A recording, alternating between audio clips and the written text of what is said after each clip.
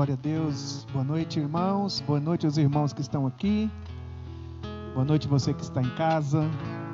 Que bom estarmos aqui para cultuar o Senhor, reverenciar o seu nome, glorificar o seu nome. Eu gostaria de ler um texto da palavra de Deus que está aqui no livro de Salmos. Salmo 119, o versículo 57. Aliás, o versículo é 57. Tu és a minha herança, Senhor. Prometi obedecer às tuas palavras. De todo o coração suplico a tua graça. Tem misericórdia de mim, conforme a tua promessa. Meu Deus, que oração maravilhosa. Tu és a minha herança, Senhor.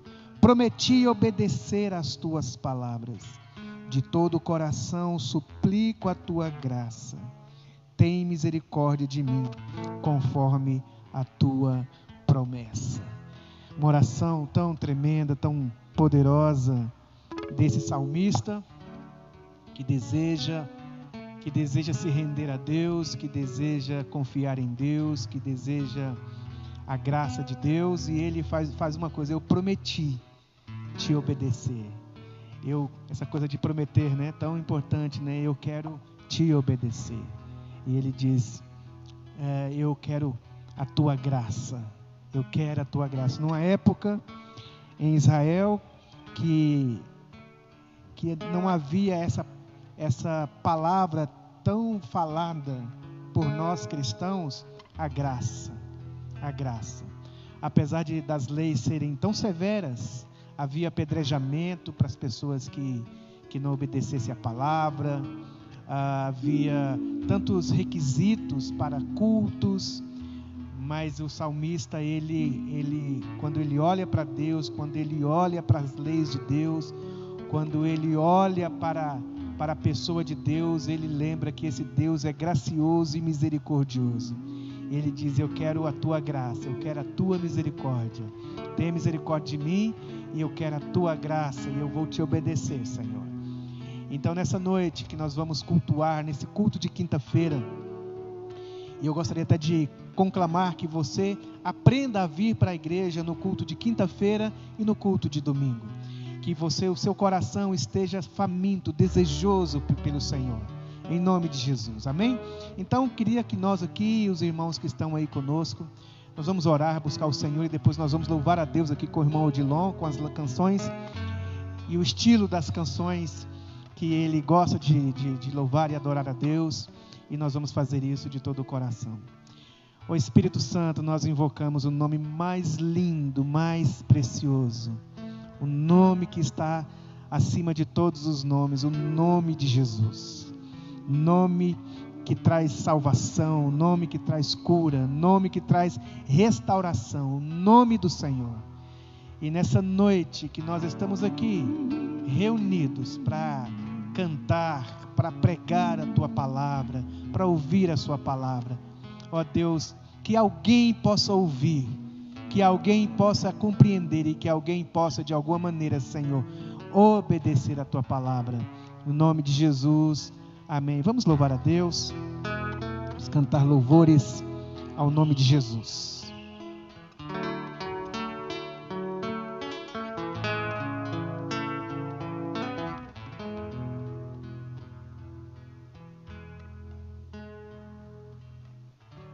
Mas vem a hora, e já chegou, em que os verdadeiros adoradores adorarão o Pai em espírito e em verdade, porque são estes que o Pai procura para seus adoradores. Deus é espírito, e importa que os seus adoradores o adorem em espírito e em verdade.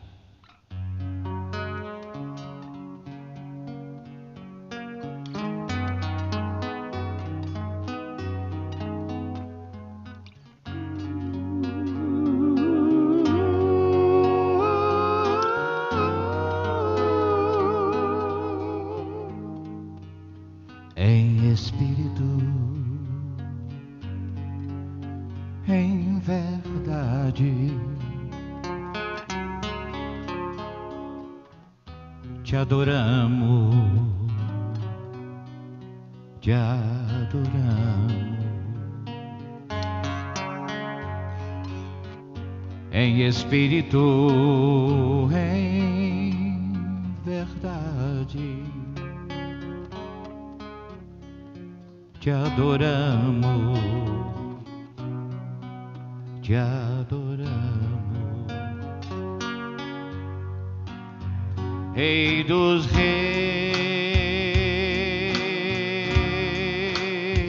e Senhor,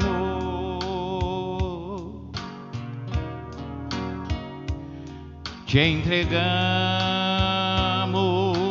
nosso viver.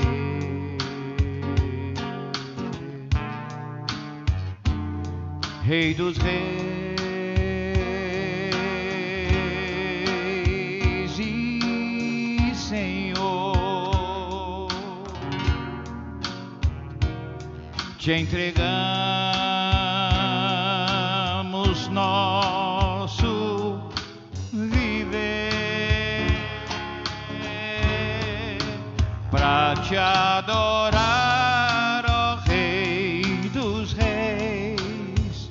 Foi que eu nasci, ó Rei Jesus. Meu prazer é te louvar, meu prazer é estar nos átrios do Senhor. Meu prazer é viver na casa de Deus, onde flui o amor.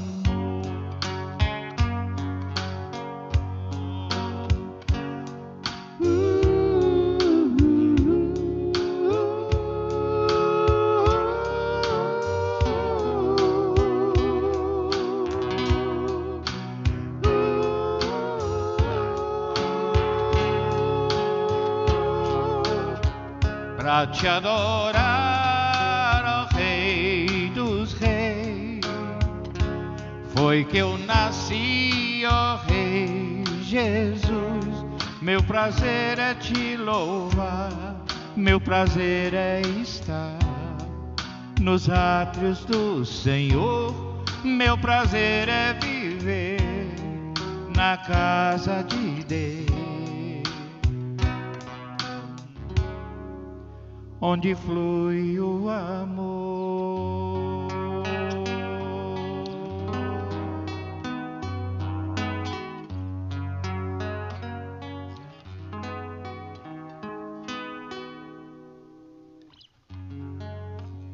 Aleluia.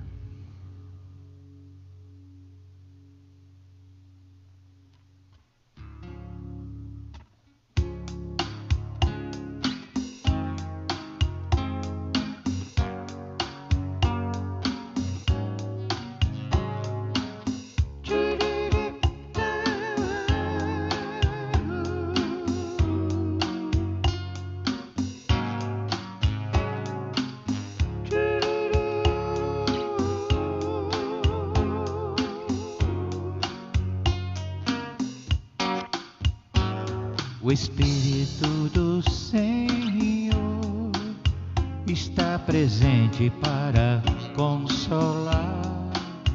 É Deus com a gente exalando vida, força para caminhar. O Espírito do Senhor está presente para consolar. É Deus com a gente exalando vida, força para caminhar.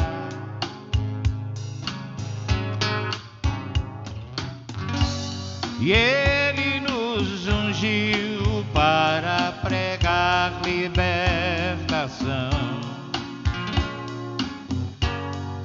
e quebrar cadeias para restaurar os corações e anunciar um ano aceitável do Senhor.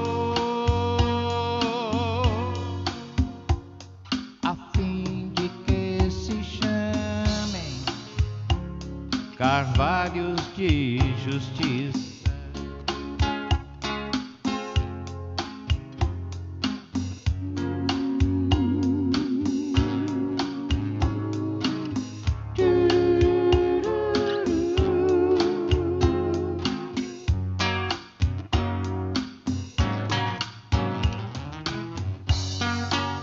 E Ele nos ungiu para pregar libertação e quebrar cadeias, para restaurar os corações e anunciar um ano aceitável do Senhor.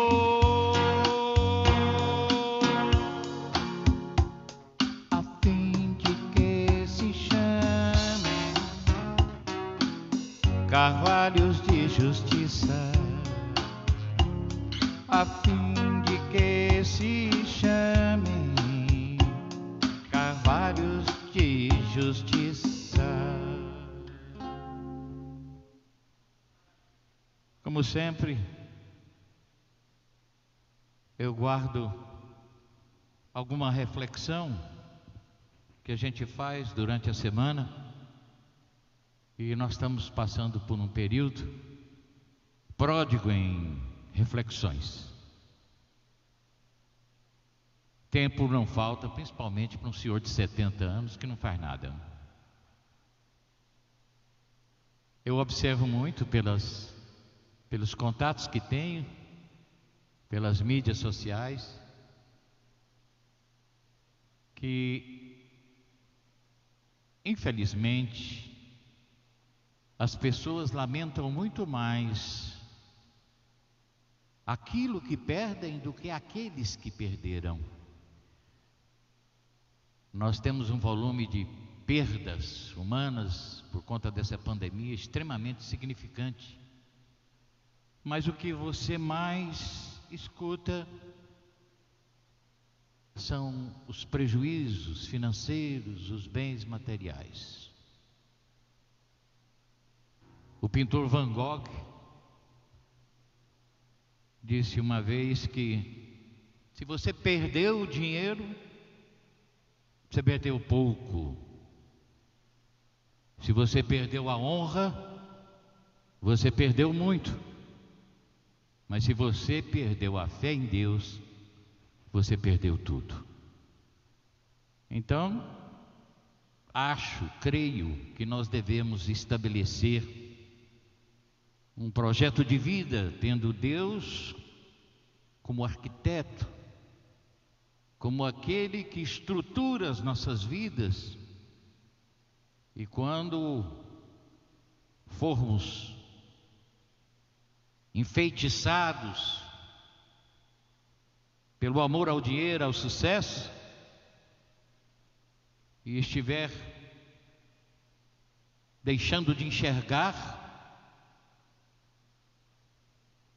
que a gente tenha um tempo para olhar os lírios do campo e as aves do céu. Inclusive eu creio mesmo que essa pandemia,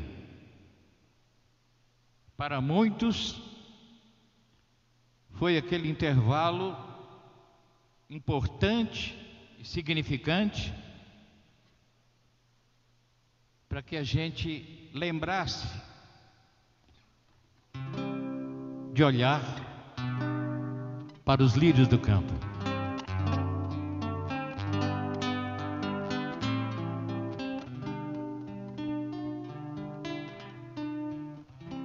Antes de eu falar, tu cantavas sobre mim. Tu tens sido tão bom para mim. Antes de eu respirar, sopraste tua vida em mim. Tu tens sido tão bom para mim. Oh, impressionante, infinito e ousado amor de Deus, oh, que deixa as 99 só pra me encontrar. Não quero comprá-lo, nem merecê-lo, mesmo assim se entregou. Ó impressionante, infinito e ousado amor de Deus.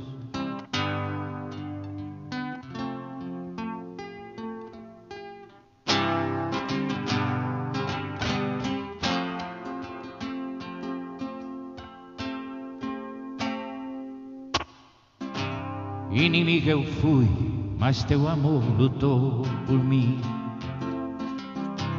Tu tens sido tão, tão bom pra mim.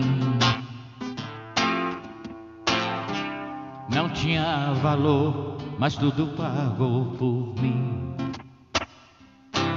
Tu tens sido tão, tão bom pra mim. Traz luz para as sombras, escala montanhas pra me encontrar. Derruba muralhas, destrói as mentiras pra me encontrar. Não posso comprá-lo, nem merecê-lo. Ó impressionante, infinito e ousado amor de Deus.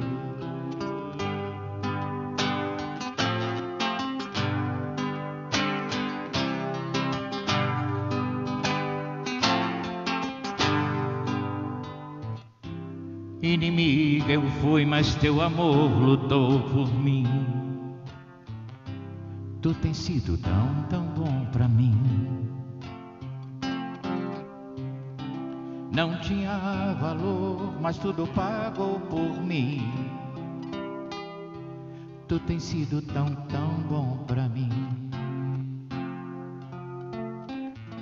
Traz luz pras montanhas, traz cala verdades pra me encontrar. Derruba muralhas, destrói as mentiras pra me encontrar.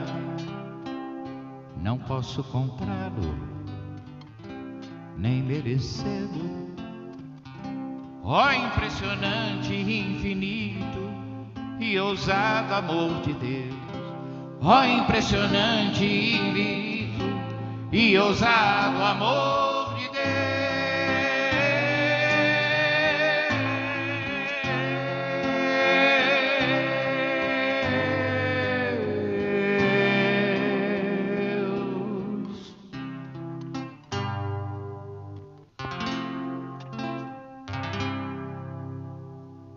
Aleluia.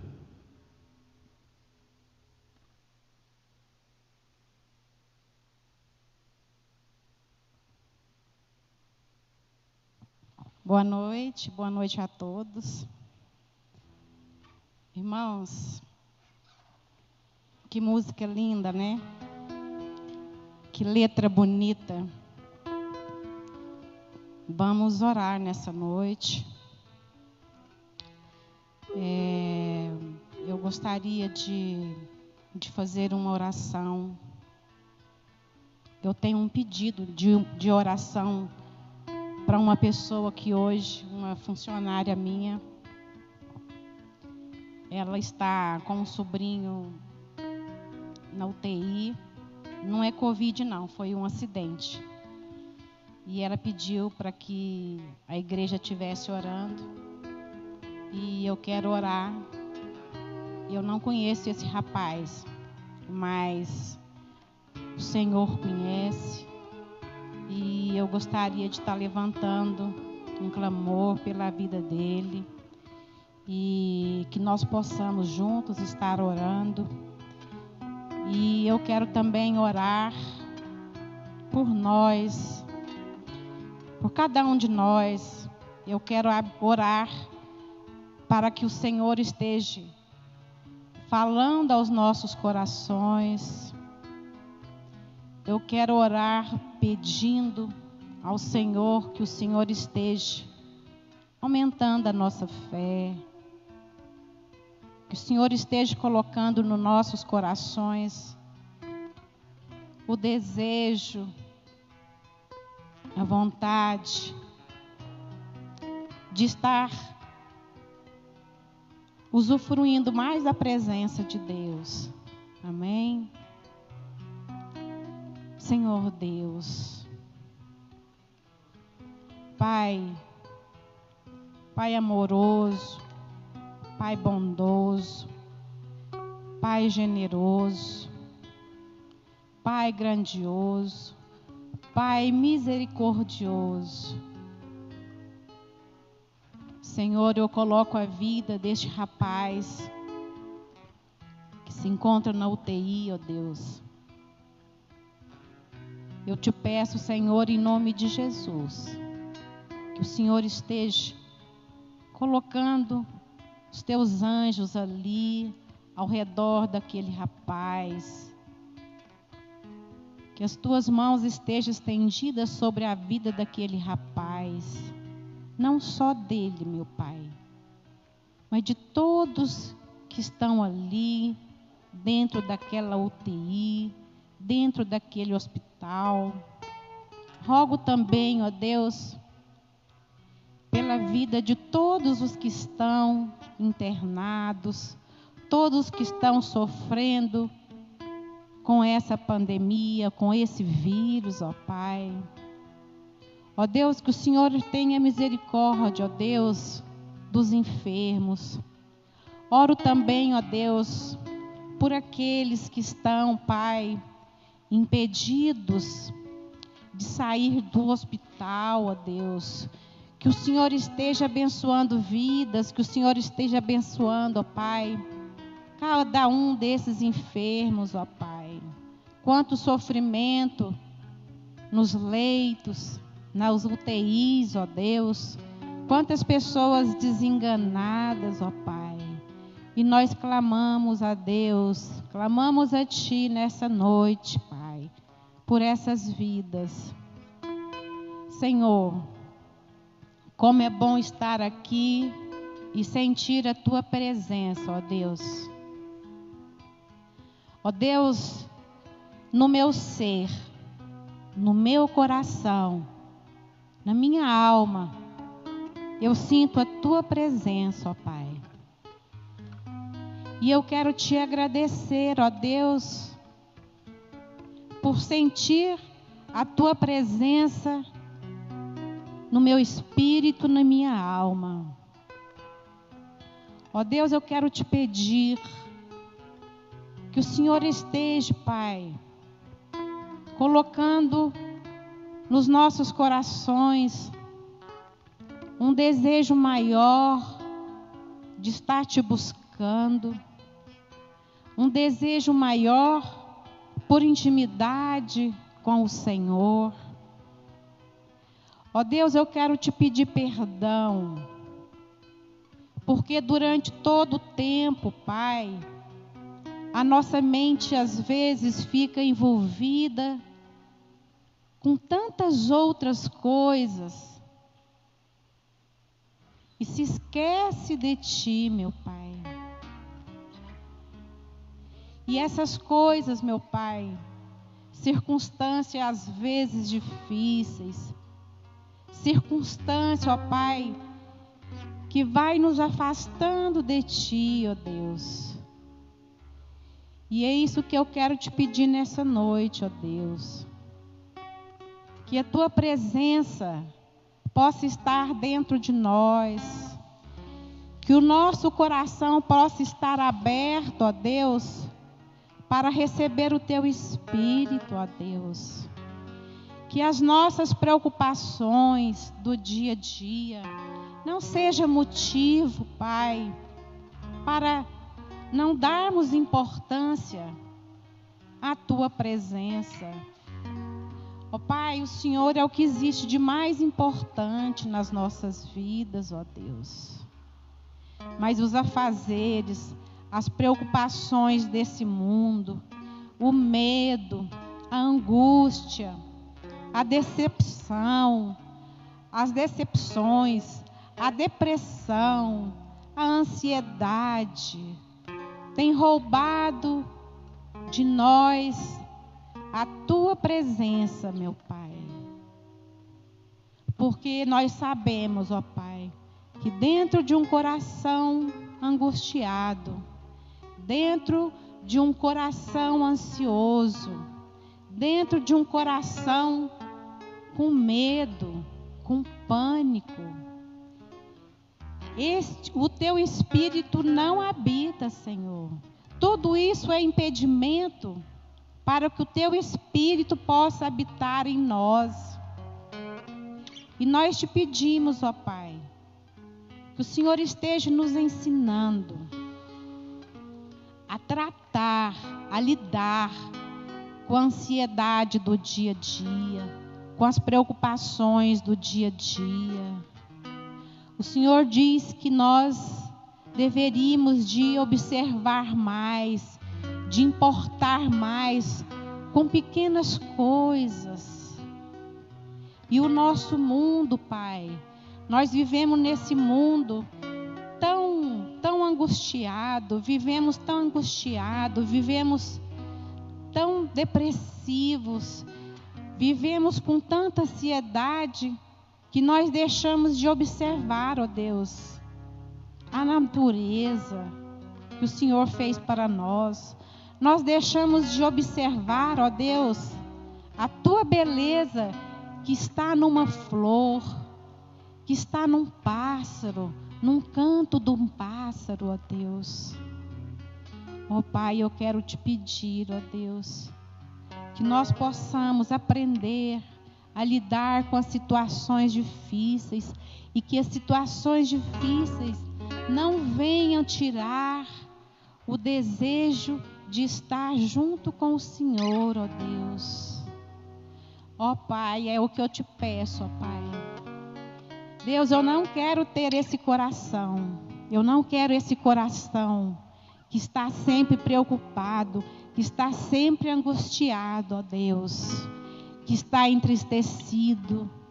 Deus, eu sei que as tristezas vêm, eu sei que as tribulações vêm, mas o Senhor nos ensina a tratar com essas dificuldades. E eu quero aprender, ó Deus, com Jesus. Assim como Jesus soube lidar, ó Deus, com as diversidades, com as angústias, com as tristezas desse mundo. Ele passou por todas as tristezas, por todas as angústias. Mas a tua presença não saiu do coração dele. Ele não permitiu que as dificuldades, que as tribulações atrapalhassem o relacionamento dele com o Senhor, ó Deus. E é isso que eu quero também para mim. E isso que eu quero também para toda a igreja. Que os nossos problemas, que as nossas dificuldades não venham atrapalhar o nosso relacionamento com o Senhor. É o que eu te peço em nome de Jesus. Amém.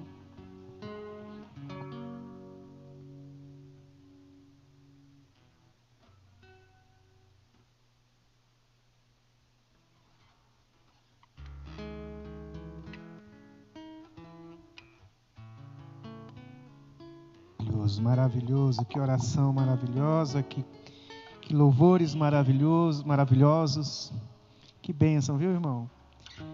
A sua maneira de cantar as músicas, eu fico assim, que bênção, né? Parece que é outra música, né? Que bênção.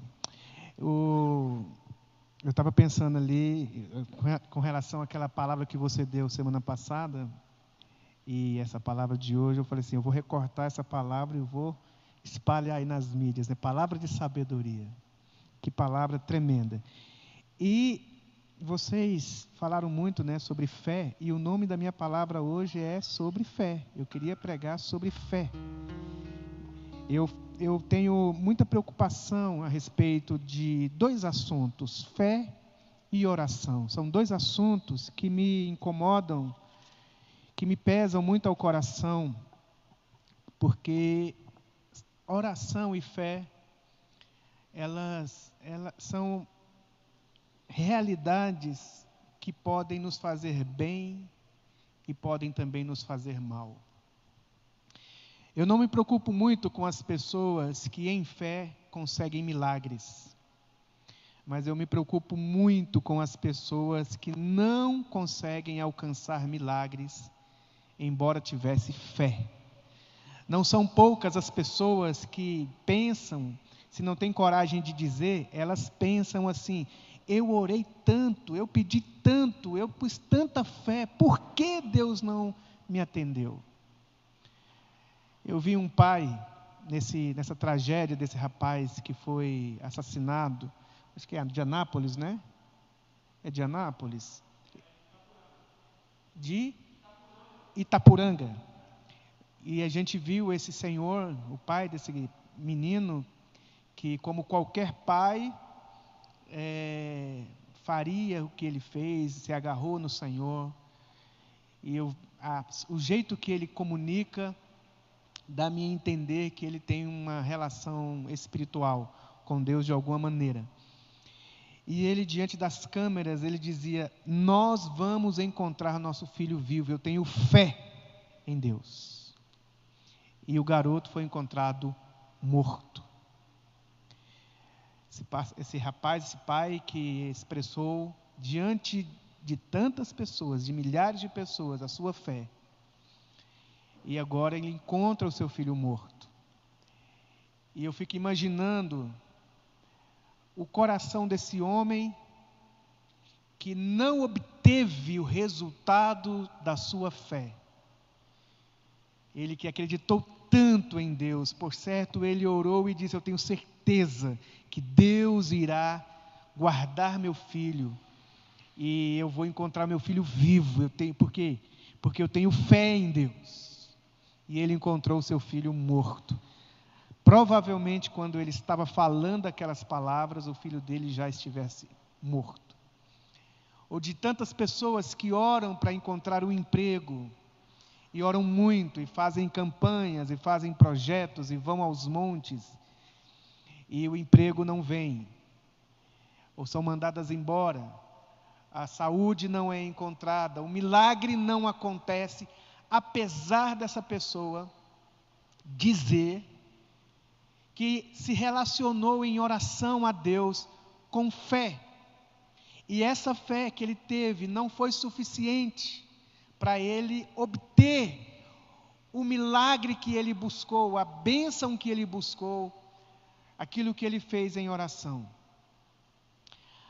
As igrejas, de uma maneira muito ostensiva, principalmente no Brasil, trabalham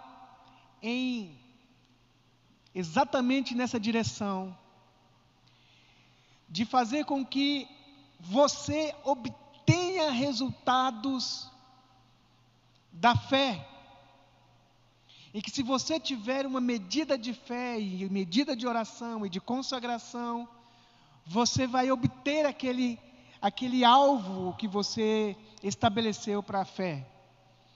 Não são poucos as igrejas e os pastores que estão cada vez mais, de maneira bem intensa, trabalhando para que as pessoas possam usar a sua fé para conseguir o que desejam.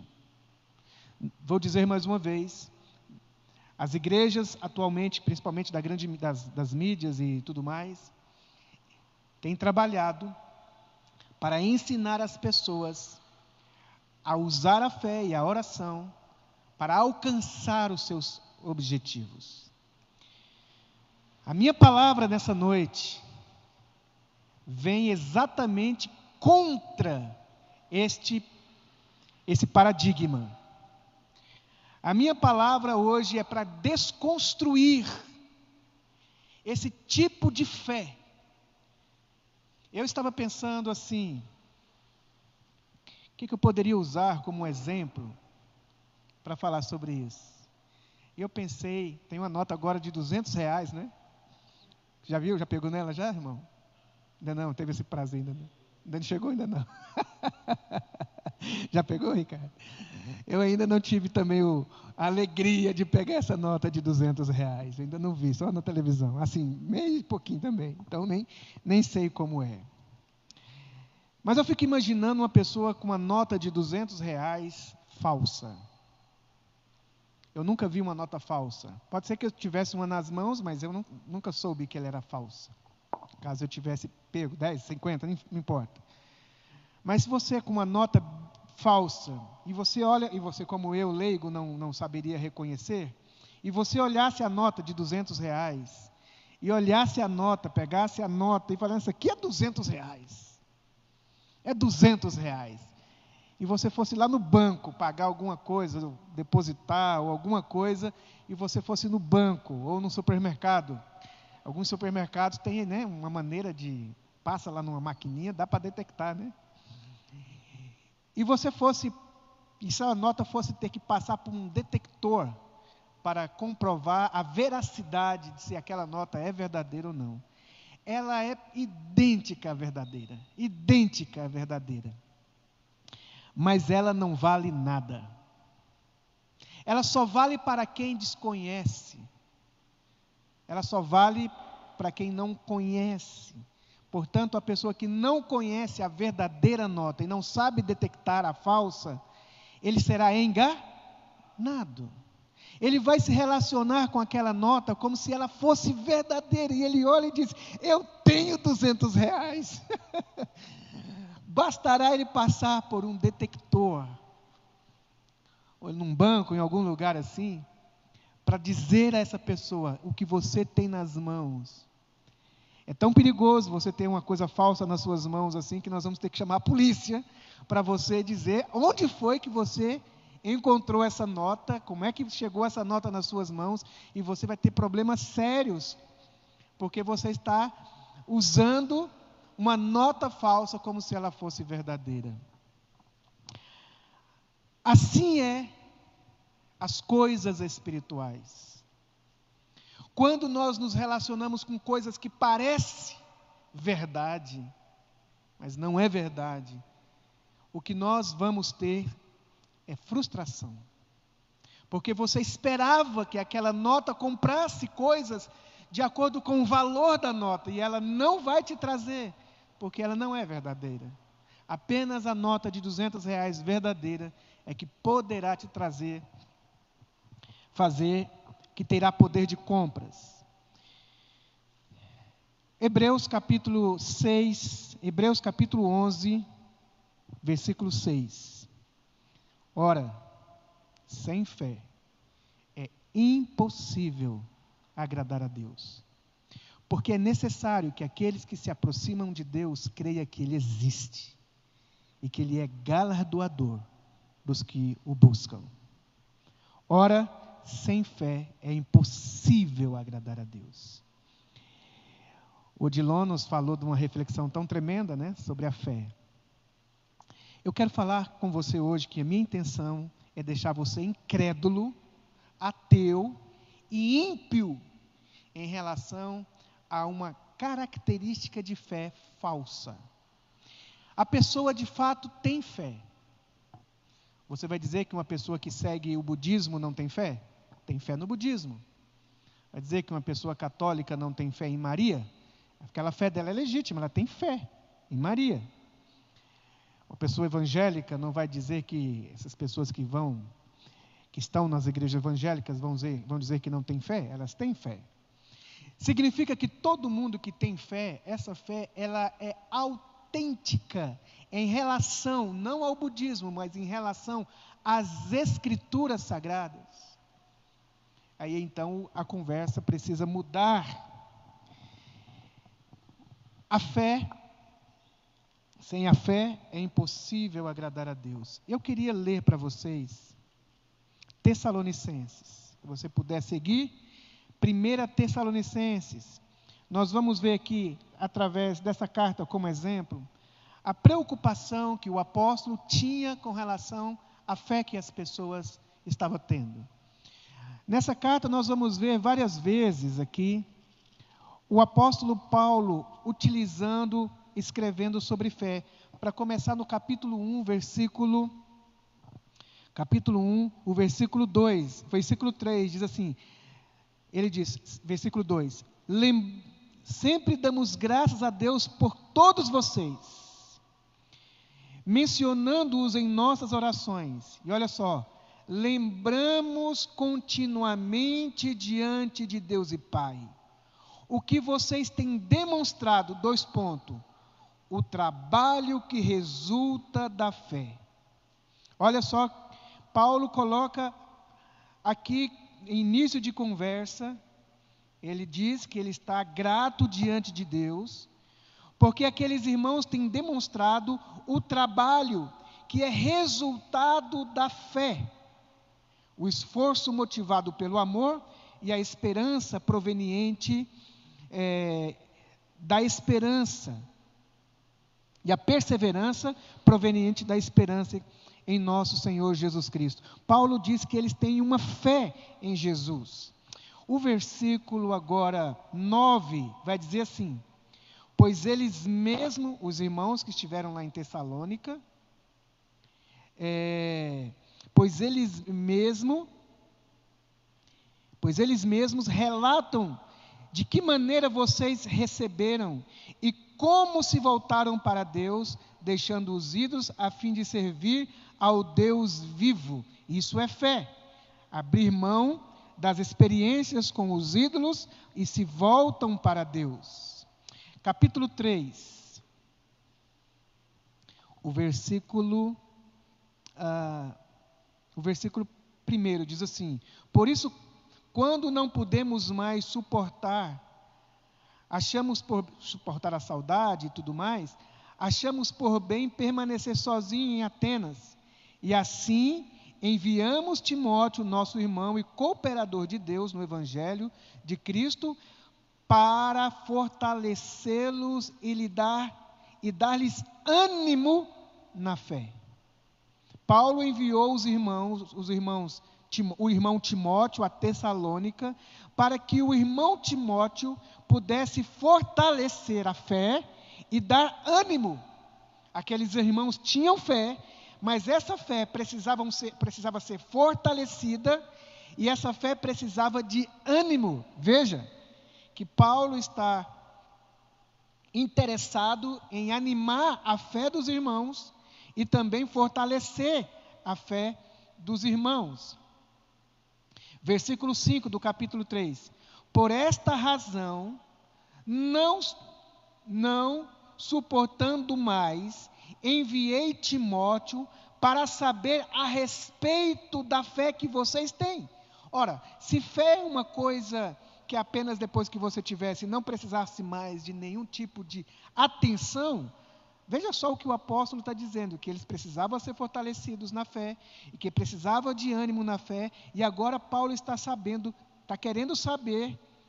Ele envia Timóteo e diz: Timóteo, vai lá e verifique a respeito da fé que eles têm, a fim de que o tentador não os seduzisse e tornando o trabalho e o esforço dele inútil. Olha o versículo 6. Agora, porém, Timóteo acaba de chegar da parte de vocês, dando-nos boas notícias a respeito da fé. Veja, o que o Paulo está preocupado com os irmãos é se eles estão, de fato, tendo uma fé adequada, né? Tem mais coisas que ele falou aqui, mas a palavra que nós estamos querendo é a palavra fé. Dando-nos notícias a respeito da fé. O versículo 7. Por isso, irmãos, em toda nossa necessidade e tribulação, ficamos animados, quando soubemos da sua fé. Quando soubemos da sua fé, versículo 8, pois agora vivemos, visto que vocês estão firmes no Senhor. Versículo 10, noite e dia insistimos em orar para que possamos vê-los pessoalmente e suprir o que falta à sua fé. Então, nós vimos aqui a preocupação do apóstolo Paulo em respeito à fé daqueles irmãos. Essa fé precisava ser animada, essa fé precisava ser reparada, e essa fé precisava ser verificada. Lembra que eu falei com vocês aqui a respeito dos R$200, que quando ela passa por um detector, para verificar se a fé, se aquela nota realmente era verdadeira ou falsa. O apóstolo Paulo também está preocupado em saber se aquilo que aqueles irmãos chamavam de fé era de fato fé. E ele está tão preocupado, Paulo não está preocupado se os irmãos estão passando ou não por tribulação. O apóstolo Paulo não está preocupado com as questões financeiras daqueles irmãos, se eles estão trabalhando na empresa A ou B, se eles estão recebendo promoção, se eles estão comprando casa, ou não estão comprando casa. O que incomodava o apóstolo Paulo, na verdade eram 3 coisas: a esperança, a fé e o amor. Paulo está preocupado, agora nossa palavra é sobre fé, Paulo está preocupado com a fé daquelas pessoas. E ele manda Timóteo lá, numa cidade para outra, naquele tempo tão difícil de viajar. E aquele irmão está indo a Tessalônica com o objetivo: verificar a fé, observar a fé. Porque uma fé em que a pessoa diz ter, mas ela é falsa, o que vai produzir é vergonha, o que vai produzir é frustração. Não são poucas as pessoas que não mais andam no caminho do Senhor, que diz assim: eu orei, eu busquei, eu insisti e nada acontece. Não acontecem os milagres que eu oro, não acontecem as coisas que eu peço, porque as pessoas estão se relacionando ou acreditando, tendo uma ideia de fé, mas essa fé não suportaria o detector de verdades. Para muitas pessoas, a fé é um controle, uma espécie de controle remoto. Já viu aquelas televisões de controle remoto? Você aperta o 2 e vai para o canal 2. Você aperta abaixar e a televisão abaixa o som. Você aperta lá o lugar do canal e ela muda de canal. Você tem os botõezinhos lá que você consegue manipular aquele televisor. E se você apertar no botão certo, você consegue tudo o que você quer com aquele controle. As pessoas utilizam da oração e da fé como se fosse assim: se eu tiver uma fé, mesmo que seja do tamanho de uma mostarda, se eu tiver fé, eu consigo alterar aquela situação. Se eu tiver fé, eu consigo que Deus cure aquele, que Deus abra a porta ali, que Deus traga aquele filho, eu consigo de alguma maneira movimentar a mão de Deus. E existe até uma palavra que as pessoas utilizam, elas não estão na Bíblia, mas de tantas pessoas usar, as pessoas até acreditam que é versículo da Bíblia. A fé ou a oração move a mão de Deus. A fé não é alguma coisa que coloca Deus em movimento. A fé não é alguma coisa que coloca Deus em movimento. Vou dizer mais uma vez: a fé e a oração não são ingredientes que colocam Deus em movimento na direção daquilo que eu gostaria que Ele fizesse. Eu quero que Deus cure aquela pessoa, então eu vou ter fé, eu quero trabalhar naquela empresa, e se eu tiver fé, quando eu estiver aqui assinando aqui, ou preenchendo o currículo, em fé eu vou conseguir aquilo. Isso é presunção, isso é vontade, isso é desejo, mas isso não é fé. Porque fé não é alguma coisa que coloca Deus no movimento que eu gostaria que Ele fizesse. É ao contrário. Quando eu tenho fé legítima, eu sou colocado no movimento de Deus. A fé não é alguma coisa que faça Deus fazer o que eu quero. Não, quando eu tenho fé, eu começo a fazer o que Deus quer. Eu começo a andar nos lugares e do jeito que Deus gostaria que eu andasse. A fé não é para manipular, para fazer Deus fazer o que eu quero, mas quando eu tenho fé, então eu começo a viver de uma maneira que agrada a Deus. Quando você vai numa corrida, se você fizer uma inscrição para andar, para correr, aí eu quero participar daquela maratona. E quando você se inscreve para aquela maratona, você não inventa o circuito. Você não inventa o caminho que você vai andar. Quando você faz a inscrição e você adentra aquela maratona, você precisa andar no circuito, naquilo que está programado e projetado para você andar.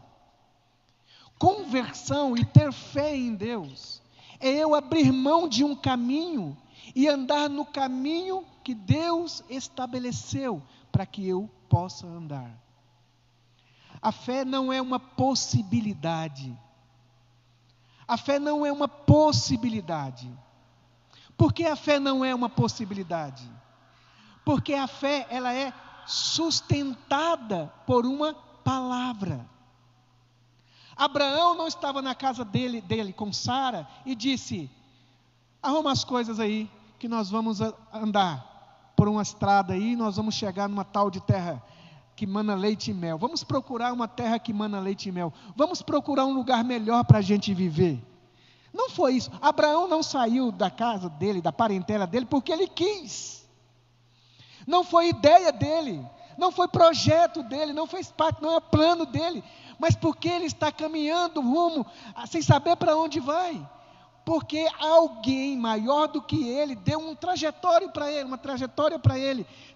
Uma voz apareceu para ele e disse: sai da tua terra, do meio da tua parentela, e vai para um lugar que eu vou te mostrar. E se você no meio da jornada encontrasse Abraão e perguntasse: Abraão, por que você está saindo desse lugar? Ele ia dizer: porque eu tenho fé. Fé em quê? Fé numa palavra que eu recebi. Deus me deu uma palavra, e porque Ele me deu uma palavra, eu estou me orientando nessa palavra. A fé surge de uma palavra, e essa palavra é a garantia de que a sua fé não é uma possibilidade. Abraão de fato será pai. Por quê? Porque ele quer, porque ele orou? Não simplesmente. Ele será pai e será pai de multidão, e ele tem fé nisso, porque alguém falou para ele, Deus falou para ele. E é essa palavra que banca a fé de Abraão.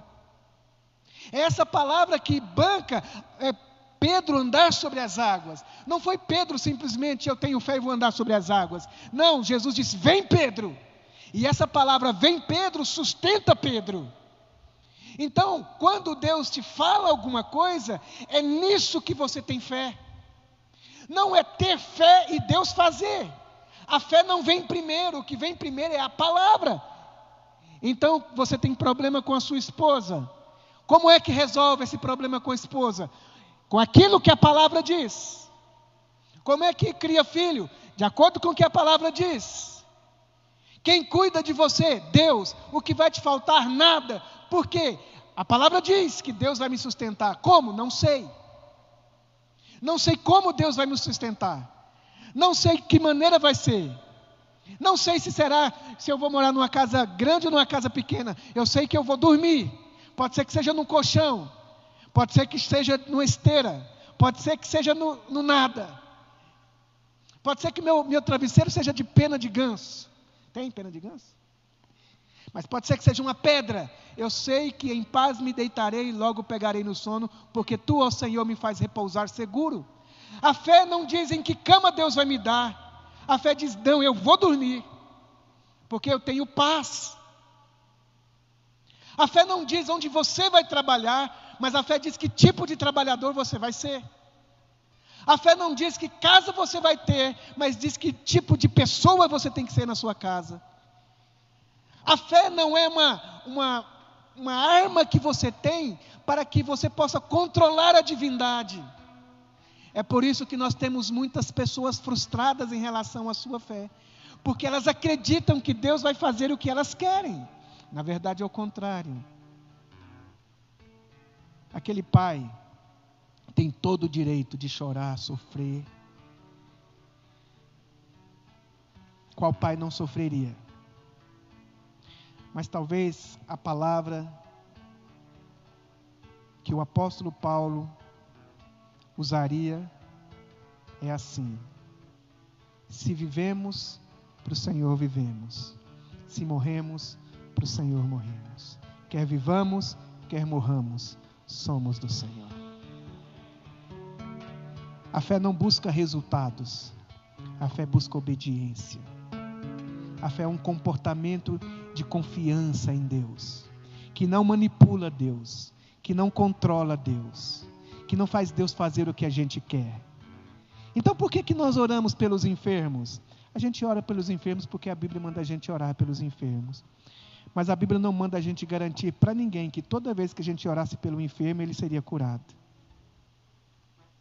A gente tem fé que Deus cura os enfermos.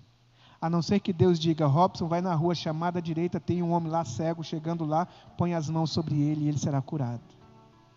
A gente não controla os fenômenos sobrenaturais.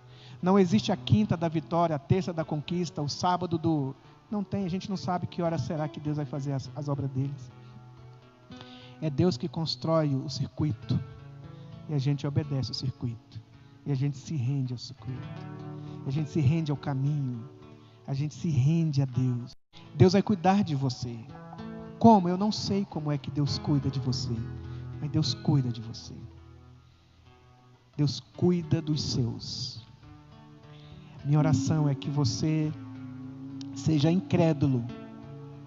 Que você seja incrédulo a um tipo de fé que não nasceu das Escrituras. Porque Deus não banca nada que Ele não tenha falado. Deus não banca nada que Ele não tenha dito. Mas Deus vela por sua palavra para cumprir. Que você se submeta à palavra. Que você se renda à palavra. E que você creia que Deus vai cuidar de você. Eu estava com Covid esses dias. Infelizmente eu não fui assintomático. Senti muitas dores nas costas, meu Deus. Teve um dia lá, alguns dias que eu estava no fundo da minha casa, que foi difícil emocionalmente, muitas dores e muitas coisas, né, da vida. E quando você está doente é muito ruim, né, ficar doente. Eu nunca fiquei doente. Dorzinha de cabeça ali, mas doente mesmo nunca fiquei. Nunca, graças a Deus, mas eu fiquei agora com essa Covid. E teve um dia que eu fiz uma canção. Em uma das estrofes da canção, eu dizia assim: porque dentro de mim estava nascendo um medo. Eu não estava com medo de morrer, mas eu estava com receio de ir para o hospital. E aí eu falei assim, acho que eu vou gravar vídeo para os meus filhos. Se porventura eu faltar, vou deixar vídeos gravados de algumas mensagens para os meus filhos. E naquele momento eu peguei o violão e comecei a dedilhar algumas coisas, aí nasceu uma canção. E a canção dizia assim: o medo não me dominará, porque estou seguro em tuas mãos, ó meu Senhor e bom pastor. Nunca me deixa só, eu não estou só. Eu estava sozinho ali naquele quarto. Minha esposa não podia ficar ali comigo. Às vezes eu olhava, parecia um fantasma. Eu olhava todo o movimento da casa, mas eu não entrava. Foi muito ruim, foi muito duro. Mas eu tenho certeza de que a minha fé não era para eu ser curado. Ah, Senhor, eu tenho fé, por que o Senhor deixou? A fé mostra como é que você comporta quando você está doente. A sua fé demonstra realmente se ela é legítima. Quando você ganha, como que você fica quando você ganha? A fé mostra para você, e ela diz que realmente é uma fé autêntica, quando você perde. É quando a sua fé, como é o seu comportamento na vida. Quando você está diante de um inimigo, quando você está diante de um amigo, a fé reage de uma maneira adequada. Em nome de Jesus, que o Senhor te guarde, te ampare. Espírito Santo, nessa noite, eu oro para que nós tenhamos fé. Fé autêntica, ainda que pequenininha, Senhor, mas que ela seja autêntica. Uma fé que nasce da sua palavra. Não a que eu invento, que eu não te dê rumo, Senhor, que eu não te dê direção nem ordem, que eu não determine o que o Senhor tem que fazer, mas me dê uma fé que submete, que obedece, que se rende, uma fé que se sujeita, uma fé ousada, corajosa, impetuosa, que crer somente no que o Senhor disse. Que eu não invente nada que o Senhor não tenha dito. Que eu não engane ninguém com um tipo de fé que faz bem naquela hora, mas que não é verdadeira. Senhor, milhares de pessoas têm vivido numa fé que não suportaria o detector da verdade. Eu oro para que o Espírito do Senhor possa produzir no meu coração e no coração dos meus irmãos, dos que estão aqui e dos que estão do outro lado, uma fé autêntica, em nome do Senhor Jesus. Aleluia. Perto quero estar, Aleluia. junto aos teus pés, pois prazer maior não há que me render e te adorar. Tudo que há em mim quero te ofertar, mas ainda é pouco, eu sei, se comparado ao que ganhei. Não sou apenas servo, teu amigo me tornei.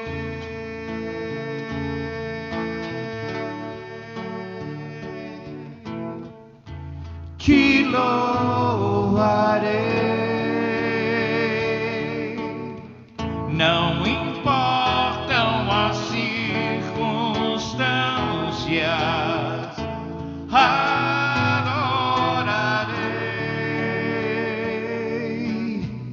somente a ti, Jesus.